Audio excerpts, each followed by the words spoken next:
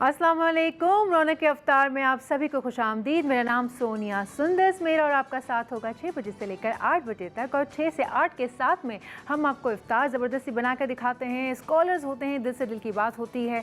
और रोज़े का कहा जाए तो भाई माशाल्लाह से आज 27 यानी कि 27 रोज़े हमने पूरे कर लिए हैं माशाल्लाह माशाल्लाह। अब 28वें की शब लग जाएगी और महज 2 या 3 दिन ही बाकी हैं। ये डॉन न्यूज़ की तरफ से जो रौनक लगाई है ये 2 दिन या 3 दिन की है, लेकिन उसके बाद फिर ईद की रौनक बहाल हो जाएंगी इंशाल्लाह। ईद की रौनक लगेगी और फिर ईद का मौसम होगा, ईद की ट्रांसमिशन आप देख सकेंगे। और आज जो हम ट्रांसमिशन कर रहे हैं इसमें हमारे साथ वही होते हैं जो शेफ़ होते हैं, और हमारे पास अवारी से शेफ़ आते हैं, बीच लग्जरी से शेफ़ आते हैं, मज़ेदार सी इफ्तारी बनाते हैं। और मैं एज अ मास्टर शेफ़ बैठ के उसको चख के इफ्तार के वक्त मैं बताती भी हूँ कि कैसी बनी है और कैसी नहीं बनी, और मैं रिकमेंड भी करती हूँ आप सभी को। अभी जब मैं आपसे गुफ्तगू कर रही हूँ तो थोड़ी देर के बाद जब ब्रेक होगा तब लाहौर, इस्लामाबाद और आसपास के शहरों में अजान हो जाएगी। कराची वालों की अजान में थोड़ी सी देर है, तो कराची वालों दिल थाम के बैठिए। हो सकता है ये इफ्तार के जो इंग्रेडिएंट्स हैं आपके किचन में मौजूद हों तो आप ये झटपट बना सकते हैं। तो उससे पहले कि हम रेसिपी की तरफ जाएँ तो फिर सेगमेंट बाकायदा शुरू करते हैं, which is Iftikhar around the world.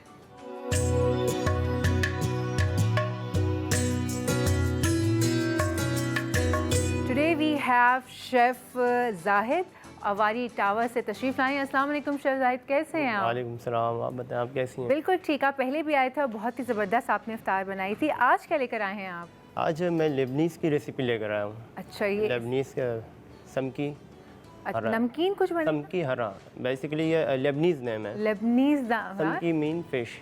Fish का कुछ बनाने वाले हैं? हाँ ओके। और फिश के साथ हम जो ड्रिंक बनाते हैं, तो ड्रिंक में आज क्या बनाएंगे हम साथ में? आज ड्रिंक है क्रीमी चॉकलेट लाते हैं।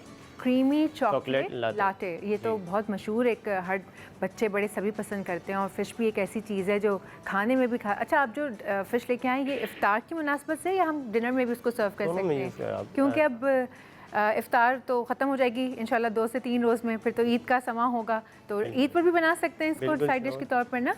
स्पेशल ईद की डिश है कॉन्टिनेंटल, आप ईद पे भी बना सकते हैं और डिनर पे भी बना सकते हैं। ठीक है, फिर एक काम करते हैं, छोटा सा हम ब्रेक लेते हैं। हो सकता है ब्रेक में ही लाहौर और उसके आसपास के शहरों में अजान हो जाए, तो अजान का भी वक्फा होगा, फिर वापस आएंगे और फिर आपको दिखाएंगे कि आज ये फ़िश जो है अवारी की कैसे बनने वाली है। तो लेते हैं छोटा सा ब्रेक, ब्रेक के बाद हाजिर होते हैं।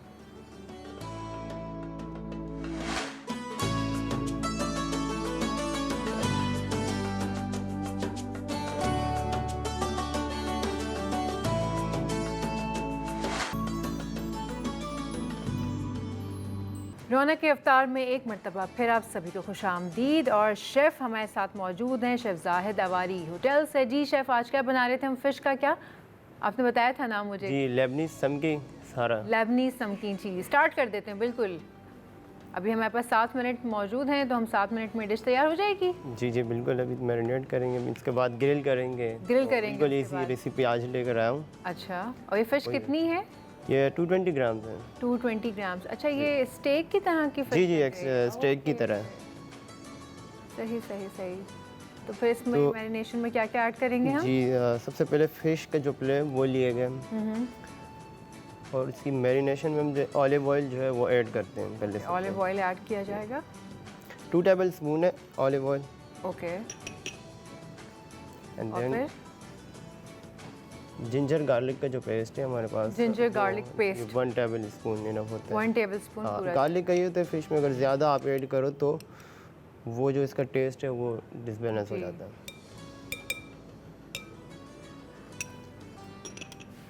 जब साथ में सिलांट्रो, ग्रीन कोरिएंडर जो है, इसको क्या कहते हैं उर्दू में?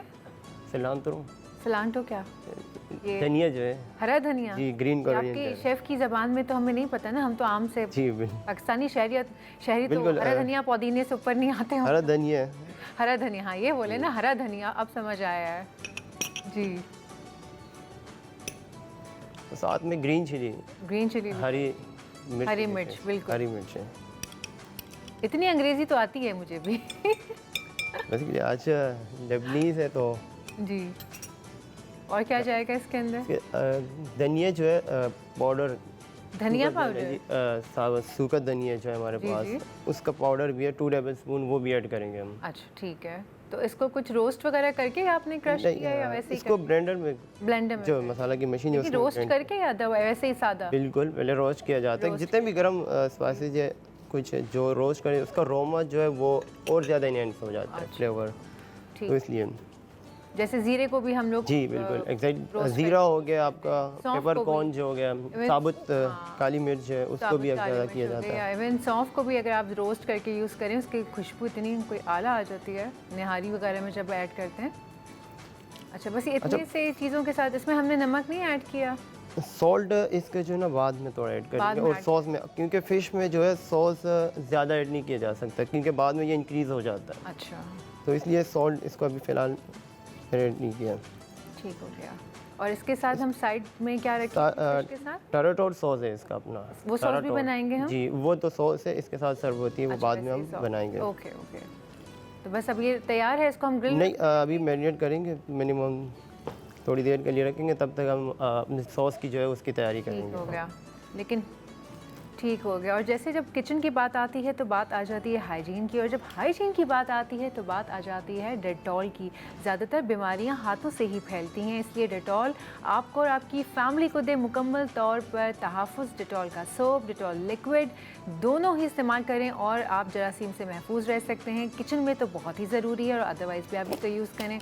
और उसके बाद जब हम हाथ धो लेते हैं तो फिर किचन में आप आ जाएं और आराम से यूज़ करें जो भी कुछ आप बनाना चाहते हैं, क्योंकि हम लोग हाथों से ही, शेफ़ आप लोग भी यही करते हैं वहाँ पे, हाथ धोते हैं और बस जैसे हम लोग ख़वातीन घर में अपने शुरू हो जाती है। वहाँ हैंड सैनिटाइजर होता है और एवरी 20 मिनट्स लेटर अच्छा, every 20 minutes आपको 20 सेकंड sanitize आपको करना पड़ता है। हैंड वॉश करने पड़ते हैं। ओके, तो ऐसा वो प्रोटोकॉल्स होंगे ना, होटल के प्रोटोकॉल्स होंगे ये जी। कि आप किचन में हैं तो आपको बिल्कुल, ऐसे करना exactly। पड़ेगा। सही सही। अच्छा, अभी हमने ये मैरिनेशन के लिए रख Marinate दिया और करके उसके बाद हम सॉस बनाएंगे। सॉस बनाएंगे इसका, टराटोर सॉस जो है इसका अपना।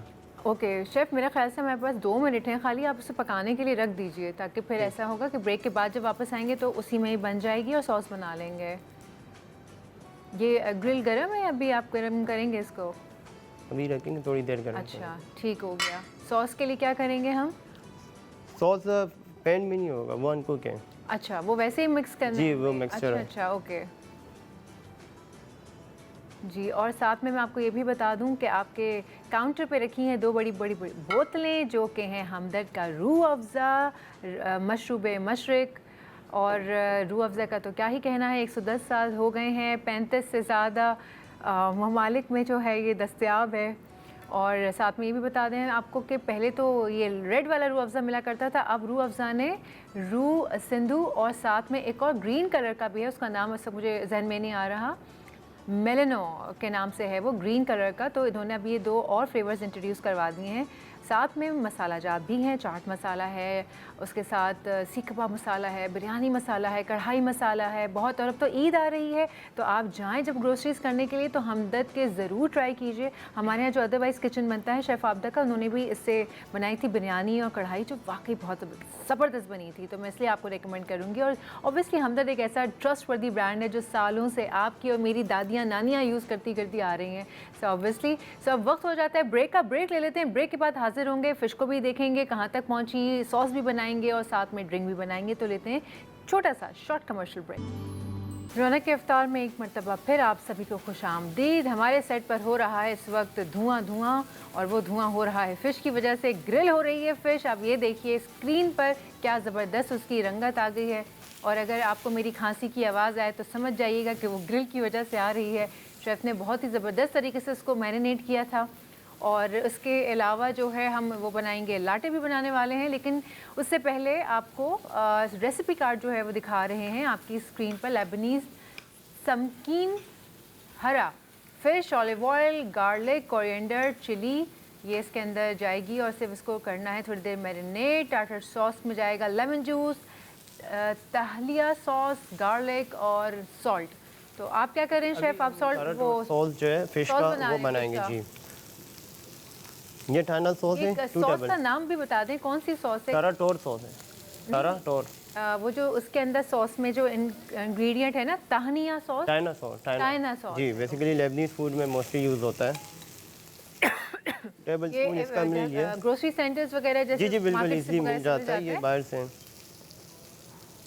ओके, اب ہمارے پاس صرف 5 منٹ ہیں شیف، اور آپ نے فش کے ساتھ ساتھ یہ سوس بھی بنانی ہے اور جو لاٹے ہیں وہ بھی آپ کو سرو کرنی ہوگی، تو ہم سٹارٹ کر دیں؟ یہ 2 ٹیبل اسپون ٹینا سوس لیا میں نے، اوکے، اور ساتھ میں 2 ٹیبل اسپون لیمن جوس.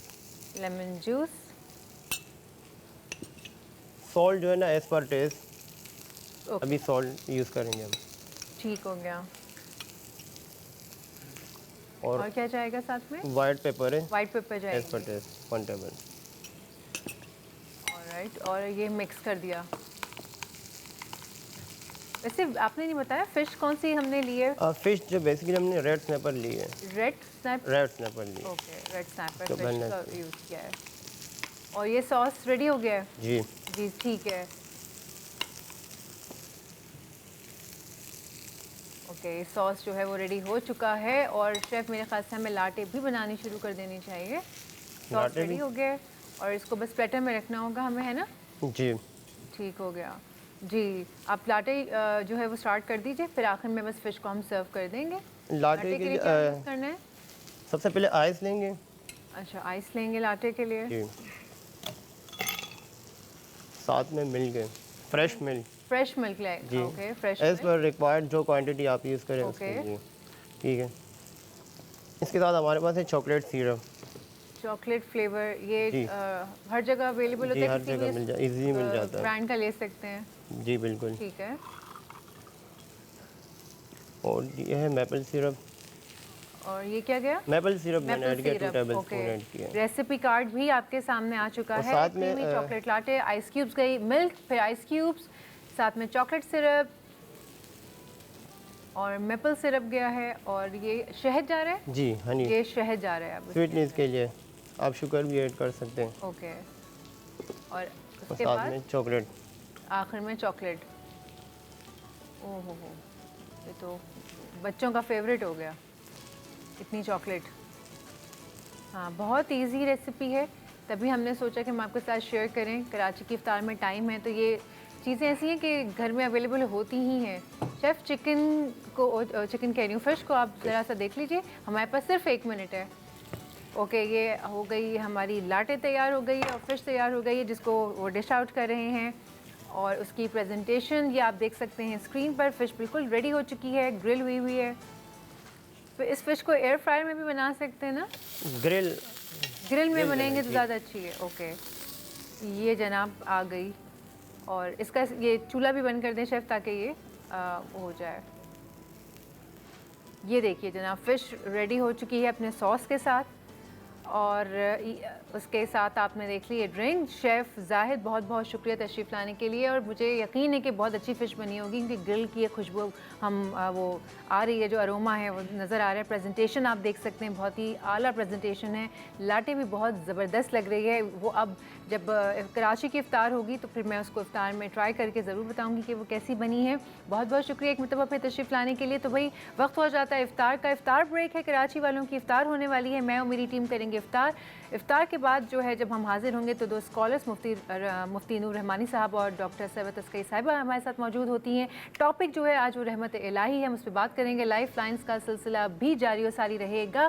جب تک آپ افطار کیجئے کراچی والوں، پھر ہم حاضر ہوتے ہیں. لیٹس ٹیک اے شارٹ افطار بریک.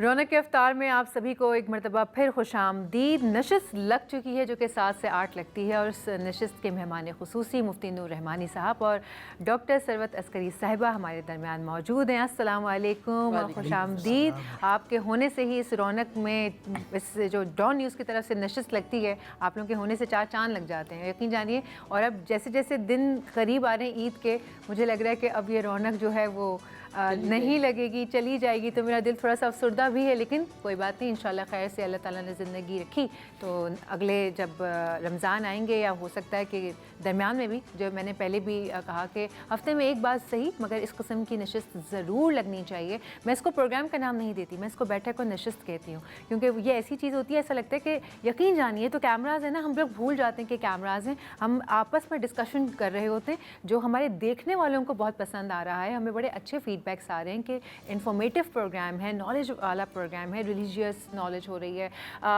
اسپریچول ہم حوالے سے بات کر رہے ہیں. تو آج کا بھی جو عنوان ہے بہت ہی خوبصورت ہے, اور وہ ہے رحمت الہی.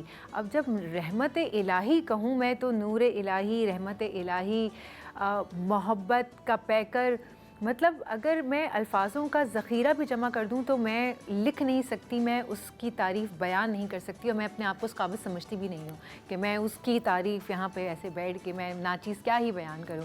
میں چاہوں گی مفتی صاحب آپ سے شروع کرتے ہیں. رحمت الہی جب یہ کانوں میں لفظ پڑتا ہے تو کیا آپ کے ذہن میں آتا ہے؟ نحمدہ و نصلی علی رسولہ الکریم, اما بعد, فاعوذ باللہ من الشیطان الرجیم, بسم اللہ الرحمن الرحیم.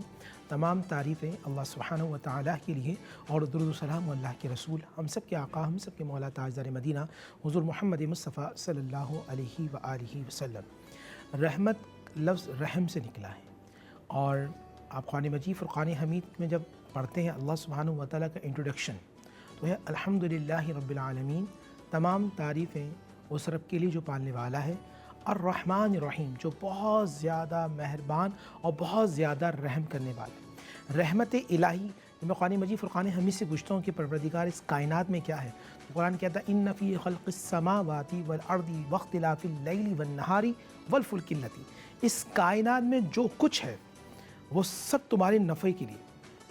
اب دیکھیں کہ اگر ستارے ہیں, سیارے ہیں, چاند ہیں, آفتاب ہیں, ماہتاب ہیں, درندے ہیں, پرندے ہیں, چرندے, اللہ سبحانہ و تعالیٰ کہیں نہ کہیں انسانوں کی نفع کے لیے رکھا.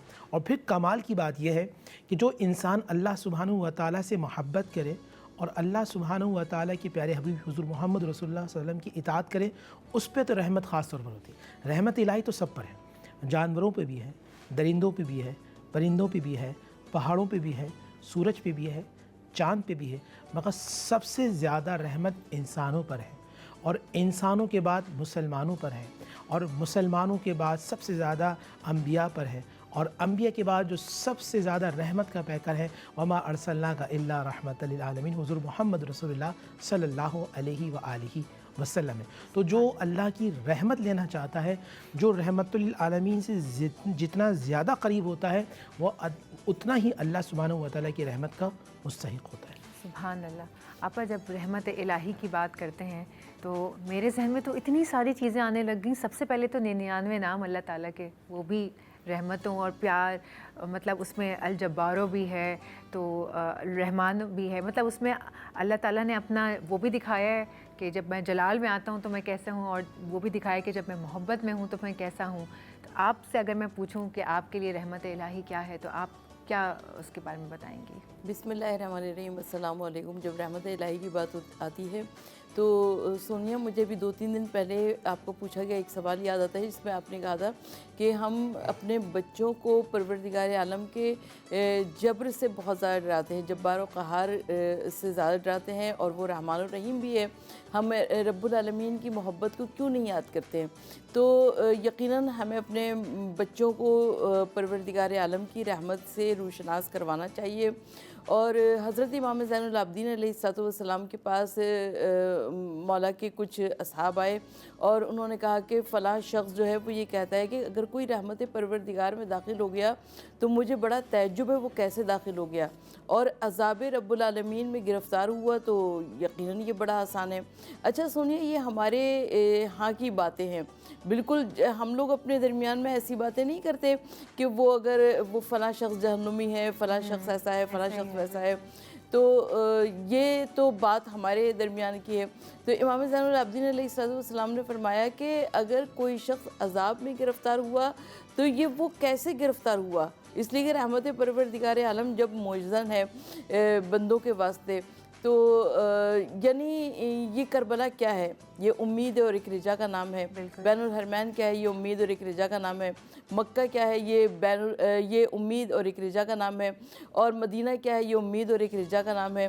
یعنی جب ہم پروردگار عالم کی جانب امید لگاتے ہیں تو وہ امید ہمارے لیے سب سے بڑی ہوتی ہے. بہت اچھی بات کہی آپ. میں صاحب آپ سے بھی اور آپ سے بھی ایک چیز عرض کرنا چاہوں گی کہ میرا کانسیپٹ تھوڑا سا فرق ہے. جیسے آپ نے امید کا کہا کہ امید لگانا، تو امید کے معنی میرے نزدیک جو میں کہہ رہی ہوں ضروری نہیں کہ آپ اس سے ایگری کریں، لیکن میں for the sake of discussion میں چاہتی ہوں کہ میرا اگر کانسیپٹ غلط ہے تو میرا کلیئر کریں آپ لوگ. میں سمجھتی ہوں کہ امید کا مطلب ہے چوائس دینا، یعنی کہ 50-50. اللہ سے امید لگانا یعنی اللہ تعالیٰ کرے گا بھی اور اللہ تعالیٰ شاید نہیں بھی کرے گا. تو ہم امید کیوں لگائیں؟ ہم اس پر توکل کیوں نہ رکھیں؟ سیدھا یقین کیوں نہ کریں کہ اللہ نے کرنا ہے، اللہ کرے گا، کیونکہ اللہ تعالیٰ رحمان ہے، رحیم ہے اور اس کو مجھ سے محبت ہے. تو میں اپنی وہ نیت پوری یقین پہ کیوں نہ رکھوں؟ میں امید کیوں لگاؤں رحمت الہی سے؟ بسم اللہ الرحمن الرحیم. دیکھیں ہمارے یہاں جب اسلامی طور پہ ٹرمز یوز ہوتی ہے نا، امید، جیسے ہم اردو میں کہہ رہے ہیں یعنی کہ اس معاشرے کے اندر، تو یہاں امید ہے، اس سے امید ہے کہ یہ کرے گا یا نہیں کرے گا. لیکن جب ہم یہ امید اللہ سبحانہ و تعالیٰ کی طرف منسوخ کرتے ہیں تو اب معنی یہ نہیں ہوتا. اب یہ ہے کہ مجھے اصل جو طاقتوں کا محور و مرکز ہے وہی ہے، رحمت کا مرکز وہی ہے. مجھے امید ہے کہ وہ یہی کرے گا.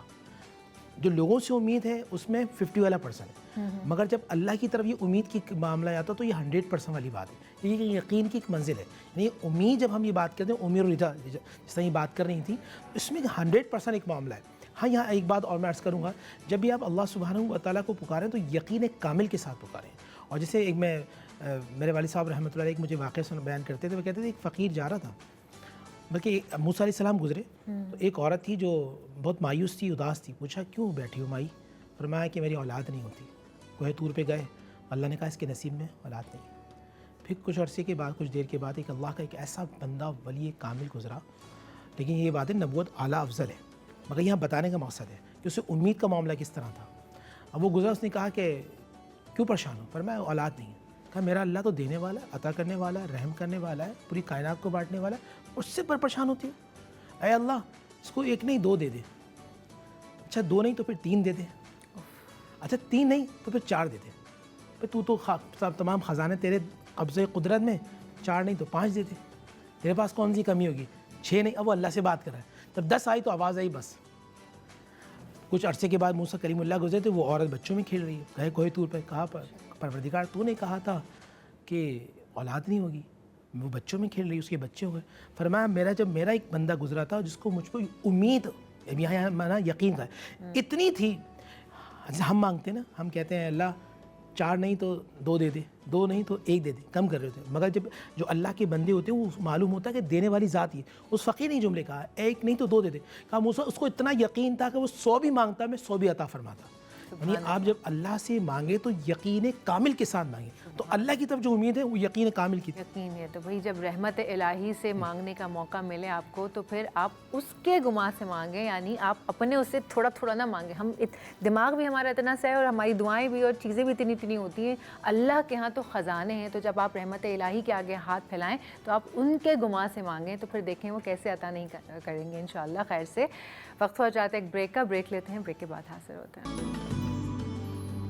Welcome back. آپ سبھی کو ایک مرتبہ پھر سے خوش آمدید. اور ہماری نشست میں تو رحمت الہی کا تذکرہ چل رہا تھا، اور جب وہ بات سے بات نکلتی ہے تو آپ کو پتہ ہے دور تلک جاتی ہے. تو پھر دور تک تو کیا ہی بات جاتی، بس یہیں تھوڑا سا 2 قدم آگے تک ہی گئی تھی. وہ ہمارے کیمرہ مین بھائی ہیں بصیر بھائی، انہوں نے ایک سوال کہا کہ یہ جو ہے مفتی صاحب سے کریں، اور ڈسکس بھی کیا انہوں نے مفتی صاحب کے ساتھ کہ بھائی یہ جو آج کل ایران اور اسرائیل اور امریکہ کی جو جنگ ہے، وہ جنگ جس طرف جا رہی ہے، وہ ہمیں ایسا محسوس ہو رہا ہے کہ وہ قرب قیامت بالکل جیسے ہمارے سر پہ رکھا ہوا ہے.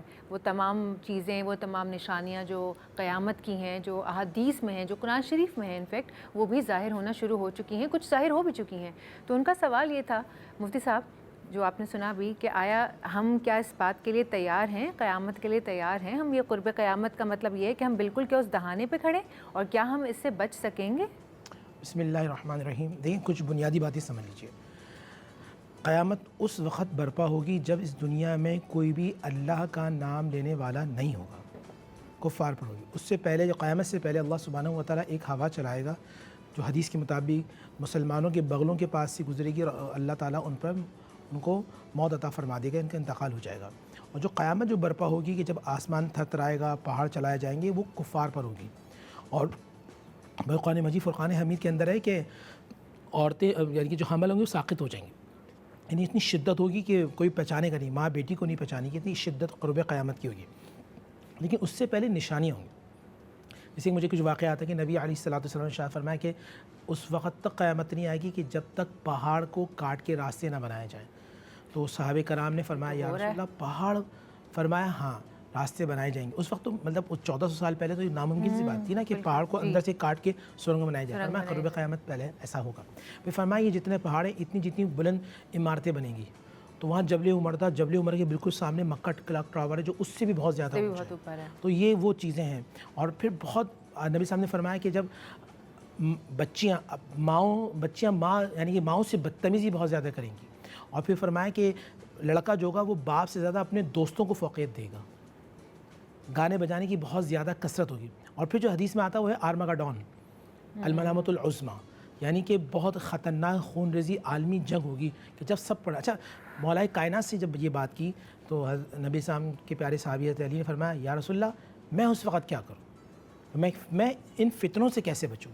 تو نبی صاحب نے فرمایا کہ جس نے قرآن کو تھاما قرآن اس کو تھام لے گا، یعنی قرآن مجید فرقان حمید کے اصولوں پہ چل رہا ہوگا۔ ہم کہتے ہیں نا قرآن مجید پڑھنا ثواب ہے، لیکن قرآن مجید پر عمل کرنا دنیا کا سب سے بڑا ثواب ہے۔ تو آپ قرآن مجید فرقان حمید کو پڑھ رہے ہوں گے، جو قرآن آپ کو بتا رہا ہوگا آپ اس پر عمل کر رہے ہوں گے تو پھر آپ کی نجات ہوگی۔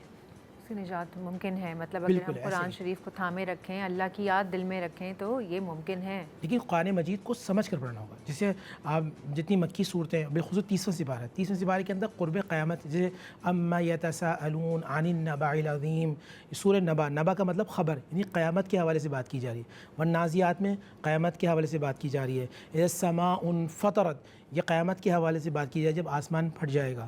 اس کے بعد هل اتاک حدیث الغاشیہ، کہ تمہیں معلوم ہے کہ وہ خبر آنے والی ہے۔ یہ بھی سب، یہ ساری آیات جو ہیں یہ سب قرب قیامت کے حوالے سے ہیں۔ مفتی صاحب آپ نے کہا بھی کہ ایک قیامت سے پہلے ایک ایسی ہوا چلے گی کہ جس سے مسلمان انتقال کر جائیں گے، یہ بالکل آخری وقت کی بات ہے۔ بالکل آخری وقت کی بات۔ تو اگر آپ اس کو تھوڑا سا سائنٹیفکلی دیکھیں تو یہ جو نیوکلیئر وار ہے، جو ایک کہا جا رہا ہے کہ اگر یہ ہو گیا دھماکہ، یہ نیوکلیئر وار اگر ہو گئی تو اس کا دھماکہ اتنا ہی شدید ہے جو آپ بتا رہے ہیں کہ وہ ہوا ایسی چلے گی کہ وہ مطلب دور دور تک بس سب مرتے ہی صرف لاشیں ہی لاشیں ہوں گی اور کوئی موجود نہیں ہوگا شاید دنیا پہ۔ وہ اس قدر خطرناک دھماکہ ہو سکتا ہے جس کے لیے ابھی تک سب پریشان ہیں۔ اس کے اوپر بات ہو رہی ہے کہ اگر یہ وار ہوئی اور یہ دھماکہ ہوا تو پھر یہ نہیں بچے گی دنیا۔ تو آپ جو بتا رہے ہیں اور جو نیوکلیئر وار کے بارے میں ہے وہ آلموسٹ ایک ہی ہے۔ بس اب ہم یہ کر سکتے ہیں کہ اللہ سے دعا ہی کر سکتے ہیں کہ اللہ تعالیٰ ہمیں ان تمام فتنوں سے محفوظ رکھیں۔ ٹاپک کے اوپر اگر بات کرتے ہیں، آپ ہم رحمت الہی کے بارے میں بات کر رہے تھے۔ رحمت الہی کو بچوں کو بتانا کہ ہم کیا استعمال کریں، کون سے الفاظ کا چناؤ، کون سی ایسی کہانیاں، کون سی ایسی باتیں اپنے اندر ڈالیں اور بچوں میں ڈالیں کہ بچے جو ہیں وہ تھوڑا قریب آ جائیں اللہ کی رحمت سے۔ اچھا، سب سے پہلے تو میں جو مفتی صاحب کی بات ہے اس کو آگے بڑھاتے ہوئے کہنا چاہتی ہوں کہ قیامت سے پہلے امام مہدی علیہ الصلوۃ والسلام کا ظہور ہوگا، اور امام مہدی علیہ الصلوۃ والسلام کے ظہور کے لیے جو وقت کوئی بھی معین کرتا ہے تو اس کا جھوٹا ہونے کے لیے وہی کافی ہے۔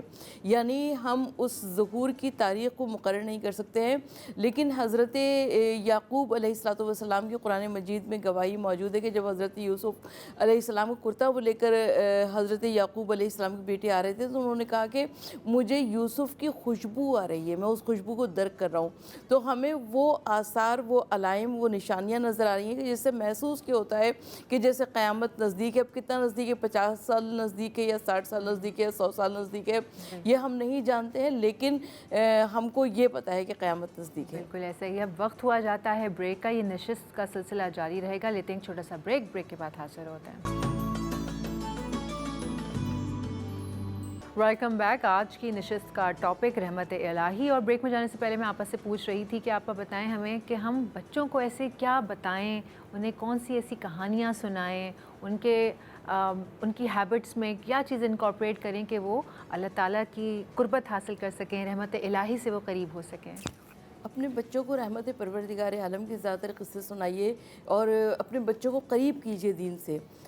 میرے خیال میں تو یہی ایک راستہ ہے دین سے قریب کرنے کا. مفتی صاحب آپ کیا کہتے ہیں؟ بسم اللہ الرحمن الرحیم. دیکھیں بچوں کو ان کی نیچر کے مطابق سمجھانا ہوگا. اگر میں بچوں کے سامنے قرآن کی تفسیر بیان کر دوں 7-8 سال کا بچہ کیا سمجھے گا؟ تو اب مجھے اگر اس کو فبیئی آلاء ربکما تکذبان کی عملی تفسیر سمجھانی ہے تو مجھے اس کو گارڈن لے کے جانا ہوگا. کہاں لے کے گارڈن جو باغ میں جی مجھے وہاں لے کے جانا ہوگا. مثال کے طور پہ مجھے اس کو سی سائڈ دریا کے پاس لے کے جانا ہوگا, سمندر کے کنارے لے کے جانا ہوگا, پہاڑوں کی اونچائی کو دکھانا ہوگا, پرندوں کی خوبصورتی کو دکھانا ہوگا, جانوروں کے بارے میں بتانا ہوگا کہ دیکھو یہ گلاب ہے, یہ اتنا خوبصورت ہے تو اس کو بنانے والا کتنا خوبصورت ہوگا. یہ پہاڑ دیکھو کتنا اونچا ہے تو بنانے والا کتنا اونچا ہوگا. یہ دریا دیکھو اس میں کتنا ڈیپ ہے تو بنانے والا کیسا ہوگا. آپ یہ جب آپ اس کو رنگ برنگی مچھلیاں دکھائیں گے کہ دیکھو کتنی کلرفل بچہ دیکھے گا. جانتے ہو ان تمام کلر کو بنانے والا کون ہے؟ اللہ ہے. آپ اس کو دریا کنارے کے خوبصورت مناظر دکھائیں گے. اللہ نے قرآن مجید فرقان حمید میں خوبصورت مناظر بتایا کہ یہ کون بنانے والا ہے, اس کو نظام کو سسٹم کو چلانے والا کون ہے. پھر آپ اس کو اپنی نعمتیں بتائیں کہ دیکھو تم ایک اچھا پہنتے ہو, اچھا کھاتے ہو, اچھا پیتے ہو, یہ اللہ کی رحمت ہے. بے شک ہم وسیلہ ضرور بنے, ہم ماں باپ, لیکن یہ تمام چیزیں تمہارے پاس جو ہیں یہ اللہ کی رحمت کے سبب ہے. یعنی اس کو محبت آپ عملی طریقے سے پریکٹیکل آپ بتا سکتے ہیں. جب پریکٹیکل آپ اس کو بتائیں گے تو میرا یقین ہے کہ اس کے دل میں اللہ کی محبت بیٹھ جائے گی. آپ بالکل ٹھیک کہہ رہے ہیں مفتی صاحب, لیکن یہ وہ گراؤنڈنگس یا وہ بیسکس ہیں جو ہم گھر سے بچے کو دے رہے ہیں. جی یہ تو وہ گھر کے معاملات ہو گئے نا, لیکن بچہ پھر گھر سے نکلتا ہے جاتا ہے اسکول میں یہ والی تعلیمات اس طرح سے نہیں دی جاتی ہیں. دیکھیں اسکول ایک دو چیزیں نا, ایک ہوتا ہے تعلیم, ایک ہوتا ہے تربیت. پہلے کے جو اسکولنگ سسٹمز تھے وہاں تعلیم پہ بھی توجہ ہوتا تھا, وہاں پہ تربیت پہ بھی توجہ ہوتا تھا. تربیت اخلاق, کردار, ذہن سازی. ہماری نعوذ باللہ قرآن نے کہا نا کہ مثال دی کہ تمام چیزیں گدھے پہ لاد دی جاتی ہیں کتابیں. تو ہماری یہاں ہم ڈاکٹر تو بن رہے ہیں اچھے, ہم انجینئر تو بن رہے ہیں, لیکن اچھے انسان نہیں بن رہے. اچھے انسان بنیں گے تو معاشرہ ڈیولپ کرتا ہے. قرآن مجید جو رحمت الہی یہی تو ہے. آپ اگر لوگوں کو خیر الناس من ینفع الناس, تم میں سے بہترین وہ ہے جو لوگوں کو نفع دینے والا ہو. آپ یہ سوچ بچوں میں ڈالیں گے, رحمت الہی کا صحیح کانسیپٹ آئے گا. اللہ کے وہ بندہ زیادہ قریب ہوتا ہے جو لوگوں میں زیادہ رحم کرنے والا ہوتا ہے. تم زمین والوں پر رحم کرو, حدیث ہے نا اللہ کے نبی صلی اللہ علیہ وسلم کی, آسمان والا تم پر رحم کرے گا. رحم کرو گے تو رحم کیا جائے گا, معاف کرو گے تو معاف کیا جائے گا, عطا کرو گے تو عطا کیا جائے گا. یہ بچے کو آپ کو, لیکن میں سمجھتا ہوں والدین کو سب سے پہلے سمجھانا ہوگا. اس کے بعد یہ اسکولنگ بہت ذمہ داری ہے. وہ اسکول مالکان, ہمارا پروگرام دیکھ رہے ہیں, پرنسپل یا ٹیچرز, کل قیامت کے دن اللہ آپ سے بھی سوال کرے گا. سوال یہ ہوگا کہ آپ کے پاس جو بچے آتے تھے آپ نے کیا ڈیلیور کیا, آپ نے ان کو کیا دیا, آپ نے اللہ اس کے رسول کی محبت دی یا اس کو سورس آف ارننگ سمجھا. یہ دو کانسیپٹ ہیں, سورس آف ارننگ یا ان بچوں کی تربیت. اسکول تو آج کل اتنے ہوٹلز ہی ہو گئے ہیں, کمرشل لیول پہ چل رہے ہیں. مطلب میں کیا ہی بولوں, یہ ایک علیحدہ ٹاپک ہو جائے گا. لیکن آپا میں وہی بات کہوں گی کہ اسکول میں جب آپ اپنی تعلیمات دے رہے ہیں, تربیت دے رہے ہیں, بچے کو اچھا سمجھا رہے ہیں, بچہ اسکول جاتا ہے, وہ 6 چیزیں اور سن کے آ رہا ہے, اس کے بعد پھر وہ باہر نکلتا ہے کھیلنے کے لیے, پھر وہ اس کو ایک علیحدہ ماحول ملتا ہے, وہ وہاں سے کچھ اور سیکھتا ہے. پھر جب وہ گھر واپس آتا ہے, پھر جب ہم اس کو یہی بتاتے ہیں, تو میں نے اکثر ماؤں کو دیکھا ہے شکایت کرتے ہوئے کہ وہ بچے پھر جب آپ اپنی تربیت دہرا رہے ہوتے ہیں تو بچے ان پر سوال اٹھاتے ہیں, آپ کیا کہہ رہی ہیں, باہر سے میں ہو کر آیا تب تو وہ ایسا نہیں تھا. مفتی صاحب آپ کہنا چاہیں گے؟ میں اس میں کہوں گا بچے جو سوال کر رہے ہیں بچوں کو جواب دیجیے. ہمارے ماں باپ اس وقت نظر انداز کرتے ہیں, بچوں کی ذہنی جو ساخت ہوتی ہے اس کو نقصان دیتے ہیں. دیکھیں بچہ سوال کرے گا, اس کا مطلب اللہ کا فضل ہے کہ آپ کا بچہ سمجھنے والا ہے. جو بالکل نعوذ باللہ جن کا آئی کیو لیول بالکل نیچے ہوتا ہے وہ بچے سوال نہیں کر سکتے, ان کی صلاحیت نہیں ہوتی. آپ کا بچہ دیکھیں اچھا سوال آدھا علم ہے, اس کو یہ بات معلوم ہے کہ تو آپ اپنے بچوں کو اپریشیٹ کریں. اور جو سوال نہیں آتا, بہت سارے ذرائع ہیں, آپ علماء سے پوچھیے, آپ گوگل بابا کو سرچ کر لیں, اگر وہ گوگل بابا نہیں کہتے تو کسی عالم کے پاس جا کے پوچھیں, آپ ریسرچ کریں, لرننگ پروسیس بچوں کا اسٹرانگ کیجیے تاکہ بچے بہترین انسان, بہترین مسلمان بن سکیں. بالکل صحیح بات ہے. جیسے مولا علی کا قول ہے نا کہ اگر آپ کو یہ جاننا ہو کہ کون سا انسان کتنا قیمتی ہے تو یہ چیک کریں کہ اس کا احساس کتنا ہے. جس انسان میں جتنا احساس ہوگا وہ اتنا ہی قیمتی ہوگا. جب والدین احساس ڈالیں گے بچے میں تو وہ احساس ہر طرح سے آئے گا. پھر وہ دین کا بھی احساس ہوگا, وہ اللہ کا بھی احساس ہے, وہ انسان کا بھی احساس ہے, اب وہ پھر ہر طرح کا احساس کرے گا. ایسے ہی ہے نا, تو ہم اپنے بچوں میں انسانیت اور احساس سب سے پہلے ڈالیں. یقین محکم عمل پہ ہم محبت فاتح عالم جہاد زندگانی میں ہی مردوں کی شمشیریں. آپ اپنے بچوں کے اندر بنیادی جو اس کے تناظر میں اثرات ہیں وہ سارے مکمل کر دیجئے. انشاءاللہ تعالیٰ آپ کا بچہ کبھی بھی زندگی کی دوڑ میں کبھی بھی نہیں تھکے گا انشاءاللہ. یہ سوال ہوگا کہ احساس کیسے ڈالیں, احساس کیسے پیدا کریں. بالکل مفتی صاحب, سوال بہت اچھا ہے, لیکن بریک کا وقت آ گیا. یہ جو سوال ہے لیکن نا, بریک کا بھی احساس کرنا ہے. بریک کا بھی احساس کرنا ہے, زہیب کا بھی احساس کرنا ہے. انہوں نے کہہ دیا جی بریک ہے تو پھر بریک ہے, بریک سے واپس آئیں گے اور پھر یہیں سے گفتگو کا آغاز کریں گے. ویلکم بیک جناب. امید کرتی ہوں آپ لوگ اس نشست سے لطف اندوز ہو رہے ہوں گے. اور جب ہم بریک میں جانے لگے تھے تو مفتی صاحب کوئی بات کہہ رہے تھے اور اسی وقت جو ہے وہ بریک اناؤنس ہو گئی تھی. میں چاہوں گی مفتی صاحب آپ جو بات کہہ رہے تھے وہیں سے آغاز کریں. نہیں بہن, آپ سوال آپ نے آپس سے کیا تھا کہ احساس, میرا سوال آپ سے تھا اور تمام ناظرین سے تھا کہ ہم اپنے بچوں میں احساس کیسے پیدا کریں. دیکھیں, ایک تو احساس کمتری بہت زیادہ پیدا کر دیتے ہیں بچوں میں. وہ احساس کمتری اس طرح پیدا کرتے ہیں کہ جب آپ بچوں کی ریس لگاتے ہیں کہ فلاں خاندان کا بچہ اتنا اچھا تم کیوں نہیں. کمپٹیشن اس طرح بچوں میں احساس نہیں پیدا ہوتا بلکہ احساس کمتری پیدا ہو جاتا ہے. پھر وہ ہر ایک کے مخالف ہونا شروع ہو جاتے ہیں. بچے کے اندر نیگیٹیوٹی ہم ڈالتے ہیں. ایک سادہ کاغذ ہے, یہ بچے ایک سادہ کاغذ ہوتے ہیں, اس پہ آپ چاہے نفرت لکھتے ہیں, آپ چاہے اس پہ محبت لکھتے ہیں. دوسری کہ آپ چاہتے ہیں کہ بچوں میں احساس پیدا ہو, تو ماں اور باپ دونوں کو مشورہ دوں گا, آپ ایک دوسرے کا احترام کریں اور ایک دوسرے کا احساس کریں. جب باپ بچے کے سامنے ماں کا احساس کرے گا تو بچے ماں کا احساس کریں گے. جب ماں بچے کے سامنے باپ کا احساس کرے گی تو بچے باپ کا احساس کریں گے. خاندان کے دوسرے لوگوں کا بچہ, دیکھیں آپ بچوں کو پڑھا نہیں سکتے, بچہ سب سے پہلے دیکھ رہا ہے, دیکھنے کے بعد وہ سیکھ رہا ہے. جہاں آپ اپنے ورکرز کو نگلیکٹ کریں, آپ ان سے برا رویہ رکھیں, تو بچے آپ ہی سمجھتے ہیں کہ بچے اچھے احساس کرنے والے پیدا ہوں, کبھی نہیں ہوں گے. وہ بدتمیز ہوں گے اور وہ بہت زیادہ خطرناک قسم کا بیہیویئر آپ کے سامنے دکھائیں گے. تو سب سے پہلے ماں باپ جو ایک کھلی کتاب ہے ان کو ہی سمجھانا. رحمت الہی کا ہمارا جو آج ایک ٹاپک ہے, رحمت الہی ہم بچوں کو کیسے سمجھا سکتے ہیں. فَبِأَيِّ آلَاءِ رَبِّكُمَا تُكَذِّبَانِ, جب ایک ماں بیٹھے کھانا کھلاتے ہوئے بچے سے بات کرے. میں نے آپ کے پروگرام میں پہلے بھی کہا تھا 2 ٹائم کم از کم ایسے ہوتے ہیں جب بچے کی لرننگ پروسیس بہت اسٹرانگ ہوتی ہے. ایک جب بچہ کھانا کھا رہا ہوتا ہے, وہ آپ سے سوالات کر رہا ہوتا ہے, آپ چاہتے ہیں کہ آپ اس کے دل میں اللہ کی محبت ڈالیں, رسول اللہ صلی اللہ علیہ وسلم کی محبت ڈالیں, صحابہ اور اہل بیت اطہار کی محبت ڈالیں, تو آپ چھوٹے چھوٹے واقعات ان کو بیان کریں. جس طرح ہمارے یہاں پہلے نانی دادیاں ہوتی تھیں, وہ بچوں کو چھوٹے چھوٹے واقعات کے اندر ایک سبق سمجھا دیا کرتی تھیں. دوسرا یہ کہ بچہ جب باہر نکلتا ہے, جب باہر نکلے, میں اب کہوں گا اپنے بھائیوں سے اور بہنوں سے اپنے بچوں کو لے کے جائیں. بچے آج کل انزائٹی میں آ جاتے ہیں, ڈپریشن میں آ جاتے ہیں, اسکولنگ سسٹم کے حوالے سے, کوچنگ کے حوالے سے. آپ ان کو کم از کم مہینے میں 1 مرتبہ ایسی جگہ لے کے جائیں جہاں نیچرل چیزیں ہوں, نیچر ہو, جہاں پہاڑ ہوں, جہاں دریا ہوں, جہاں درخت ہوں, جہاں بہتے ہوئے چیزیں ہوں, تاکہ بچوں کو دکھائیں, بچوں کو نیچر سے قریب کریں. اچھا, آپ ان کو مچھلیاں وغیرہ دکھائیں, ان کو درندے پرندے وغیرہ چیزیں دکھائیں, تاکہ وہ ان چیزوں کو دیکھ کے, ایک تو انسان کی فطرت ہے, جب انسان آج بھی نیچر کو دیکھتا ہے اس کی طبیعت میں ٹھنڈا پن آ جاتا ہے, اور جب ٹھنڈا پن آتا ہے تو پھر وہ رحمت الہی پہ غور کرتا ہے, اور جو رحمت الہی پہ غور کرتا ہے وہ رحمت کے قریب ہو جاتا ہے.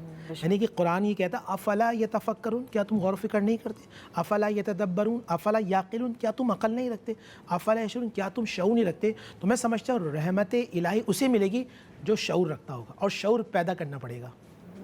بالکل صحیح بات ہے مفتی صاحب. لیکن بہت آپ کی ایک بات سے, کیونکہ وقت تو ہمارے پاس کم ہے, لیکن آپ کی بات سے ایک بات نکلی کہ جب بھی ہم اس طرح کی بات کرتے ہیں کہ اللہ تعالیٰ نے قرآن میں کہا ہے کہ تم غور کرو, فکر کرو, پڑھو, اقرا سب, لیکن جب ہم کسی سے بات کرتے ہیں اسپیشلی قسمت کو لے کے, حالات کو لے کے, کہتے ہیں بھئی قسمت میں لکھا تھا ہو گیا, یہ تھا لکھا تھا ہو گیا, یوں تھا ہو گیا. مطلب اپنا دماغ استعمال نہیں کرتے کسی بھی چیز کے لیے, اور وہ سارا الزام جو ہے وہ اللہ پہ ڈال دیتے ہیں کہ بھئی اللہ نے لکھا تھا ہو گیا. لیکن اللہ تعالیٰ یہ بار بار قرآن میں کہہ بھی رہے ہیں نا آپا کہ پڑھو, غور و فکر کرو, خود بھی عقل کا استعمال کرو چیزوں پہ. ایسا ہے کہ نہیں ہے, ہم غلط کرتے ہیں کیا؟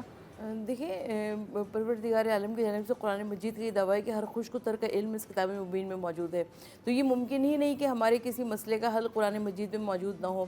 مگر میرے خیال میں جو آج کا سب سے بڑا مسئلہ ہے وہ یہ کہ ہم نے لوگوں کے اندر سے غیرت اور حمیت کو ختم کر دیا ہے, اور جب غیرت اور حمیت ختم ہو جائے تو ایسے ہی صورتحال نظر آتی ہے جو ہمارے ارد گرد ہے.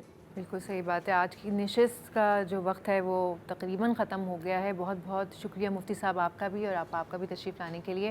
ٹاپک تھا آج کا رحمت الہی, اور ہم نے یہی چیز لرن کی اس میں کہ اللہ کے ہاں خزانوں میں کمی نہیں ہے کسی چیز کی بھی. رحمت الہی سے قربت کو آپ نے قربت لے کر آنی ہے, آپ نے اس کو قریب لے کر آنا ہے. वो तो वैसे ही करीब हैं, लेकिन वो चाहते हैं कि हम भी उनकी तरफ हाथ बढ़ाएं, वो चाहता है कि हम उसकी तरफ हाथ फैलाएं, हम मांगें, हम अपने बच्चों को भी यही सिखाएं कि अल्लाह के कैसे करीब आना है, अल्लाह से दोस्ती कैसे करनी है। हाँ, अगर आप ये मुझे यकीन है इस बात का कि ये सवाल आता होगा कि अल्लाह की बातें, अल्लाह की दोस्ती और इस तरह की बातें करें, मुफ्ती साहब भी और सोनिया भी, आपा भी, ख़ुद भी तो मीडिया पर बैठ के बात कर रहे हैं, लेकिन एक बात मेरे जहन में फिर ये भी आती है कि अगर यही सारी बातें हम घर में बैठ के करते तो शायद 10 लोग सुन पाते या 40 लोग सुन पाते। यही बातें अल्लाह ने हमें सीट पर बिठा के करने को दी हैं, पता नहीं हज़ारों लाखों लोगों के आंखों के पर्दे, अकल के पर्दे हटते होंगे, तो उस चीज़ को पॉजिटिवली लेना चाहिए। हम ये बातें अपनी तरफ से नहीं कर रहे हैं, ये वो बातें हैं जो कि असल हक़ाइक़ हैं, जो दीन में हैं, जो दुनियावी काम है उनको पीछे परे रख के जो ऑथेंटिक इन्फॉर्मेशन है, जो आपके और मेरे मतलब की बात है, हम वही चीज़ कर रहे हैं ताकि आपकी दीन और दुनिया दोनों हम संवार सकें। तो क्या ही बात है। प्रोग्राम का वक्त हो गया ख़त्म, 8 बज चुके हैं। मुझे और मेरी पूरी टीम को दुआओं में आपने याद रखना है। आपसे मुलाकात होगी कल चाय टोस्ट और होस्ट में 1 बजे से लेकर 3 बजे तक। और ये जो रौनक है 2-3 दिन तो रमज़ान की रौनक है, उसके बाद ईद का समा होगा इंशाल्लाह, तो फिर ईद की रौनक लगेगी। दुआओं में याद रखिएगा मुझे, मेरी पूरी टीम को। अपना बहुत ख्याल रखिएगा। अल्लाह हाफ़िज़।